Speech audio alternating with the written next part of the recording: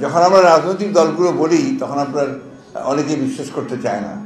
তো যাই হোক, আজকে আমি বলবো যে ধন্যবাদ জানাতে চাইবো জাতিসংঘের যে পর্যবেক্ষণ কমিটি এসছে, তাদের যে রিপোর্টটা, সেই রিপোর্টটাকে আমি ধন্যবাদ জানাতে চাই যে তারা সঠিকভাবেই বলেছেন যে একজন ব্যক্তি, বিশেষ করে ফ্যাসিস্ট হাসিনার নির্দেশেই সমস্ত হত্যাকাণ্ডগুলো ঘটেছে। যে গণহত্যা হয়েছে এটা তার নির্দেশ হয়েছে, এবং যত মানবাধিকার লঙ্ঘন, হিউম্যান রাইটস ভায়োলেশন যা কিছু হয়েছে সব তারই নির্দেশে এখানে হয়েছে। এবং গণতন্ত্রকে ধ্বংস করে দেওয়া, ইনস্টিটিউশনগুলোকে ধ্বংস করে দেওয়া, আজকে সেটাই ফুটে এসছে যে তার নির্দেশে এই সমস্তগুলো ঘটেছে। তো এটা প্রমাণিত হয়ে গেছে যে হাসিনা একজন ফ্যাসিস্ট, এবং তিনি এই দেশের মানুষের অত্যাচার করেছেন, নির্যাতন করেছেন, গণহত্যা করেছেন।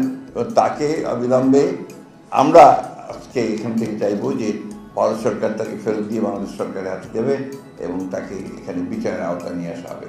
তাকে এবং তার সঙ্গে যারা সহযোগী ছিল তাদের সঙ্গে, এটাই হচ্ছে আমাদের প্রত্যাশা।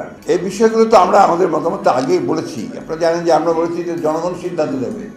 আমরা এই বিষয়টা আপনার বারবার করে বলে আসছি যে আমরা একটা লিবারেল ডেমোক্রেটিক পার্টি।